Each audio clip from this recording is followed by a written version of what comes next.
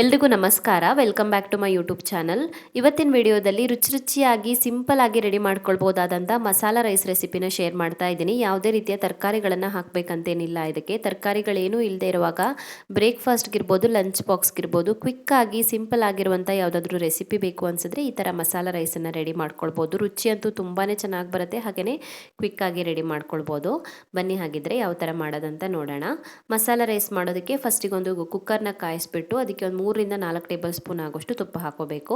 ತುಪ್ಪ ಕಾದ ನಂತರ 1/4 ಚಮಚ ಆಗೋಷ್ಟು ಸಾಸಿವೆ ಹಾಕ್ಕೊಳ್ಳಿ, 1/4 ಚಮಚ ಆಗೋಷ್ಟು ಜೀರಿಗೆ ಹಾಕ್ಕೊಳ್ಳಿ, ಹಾಗೆಯೇ ಸ್ವಲ್ಪ ಕರಿಬೇವಿನ ಎಲೆಗಳನ್ನು ಹಾಕೋಬೇಕು. ನಂತರ 2 ಈರುಳ್ಳಿನ ಸಣ್ಣಗೆ ಹೆಚ್ಚಿಬಿಟ್ಟು ಹಾಕೊಳ್ತಾ ಇದ್ದೀನಿ. ಈರುಳ್ಳಿನ ಆದಷ್ಟು ತೆಳುವಾಗಿ ಹೆಚ್ಕೊಳ್ಳಿ. ಸೊ ಈರುಳ್ಳಿ ಸೇರಿಸ್ಬಿಟ್ಟು ಸ್ವಲ್ಪ ಹೊತ್ತು ಫ್ರೈ ಮಾಡ್ಕೊಳ್ಬೇಕು. ಈರುಳ್ಳಿ ಗೋಲ್ಡನ್ ಬ್ರೌನ್ ಕಲರ್ಗೆ ಬರಬೇಕು, ಲೈಟಾಗಿ ಗೋಲ್ಡನ್ ಬ್ರೌನ್ ಕಲರ್ಗೆ ಬರಬೇಕು, ಅಲ್ಲಿವರೆಗೂ ಫ್ರೈ ಮಾಡ್ಕೊಳ್ಬೇಕು.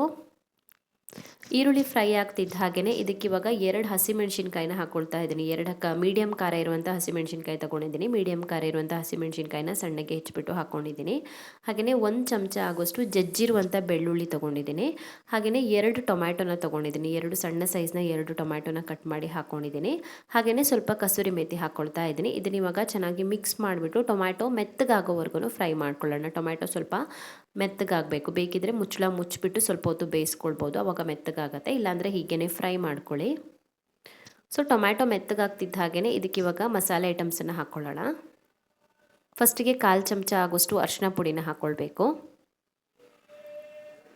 ಅರ್ಧ ಚಮಚ ಆಗೋಷ್ಟು ಖಾರದ ಪುಡಿನ ಹಾಕ್ಕೊಳ್ತಾ ಇದ್ದೀನಿ. ಖಾರ ಕಮ್ಮಿ ಬೇಕು ಅನಿಸಿದ್ರೆ 1/4 ಚಮಚ ಆಗೋಷ್ಟು ಹಾಕ್ಕೊಳ್ಳಿ, ಖಾರದ ಪುಡಿ ಸಾಕಾಗುತ್ತೆ. ಅರ್ಧ ಚಮಚ ಆಗೋಷ್ಟು ಧನಿಯಾ ಪುಡಿ ಹಾಕ್ಕೊಳ್ಬೇಕು ಮತ್ತು ಅರ್ಧ ಚಮಚ ಆಗೋಷ್ಟು ಗರಂ ಮಸಾಲೆ ಪುಡಿನ ಹಾಕ್ಕೊಳ್ಬೇಕು.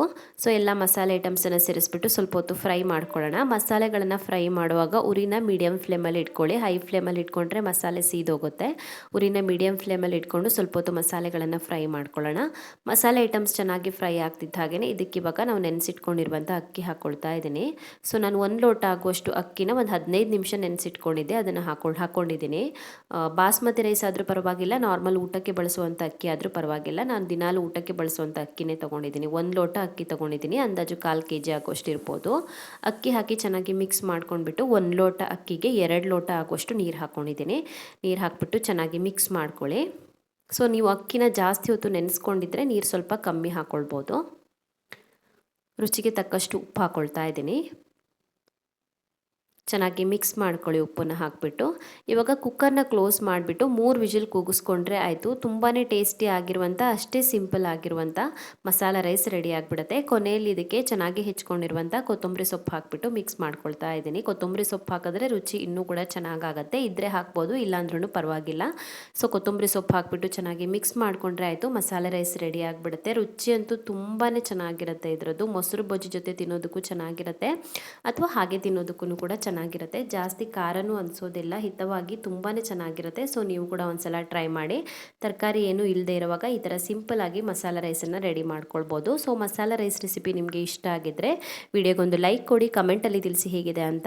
ಇನ್ನೂ ಹೆಚ್ಚಿನ ವಿಡಿಯೋಗಳಿಗೆ ನನ್ನ ಯೂಟ್ಯೂಬ್ ಚಾನಲನ್ನು ಸಬ್ಸ್ಕ್ರೈಬ್ ಮಾಡ್ಕೊಳ್ಳೋದನ್ನು ಮರಿಬೇಡಿ.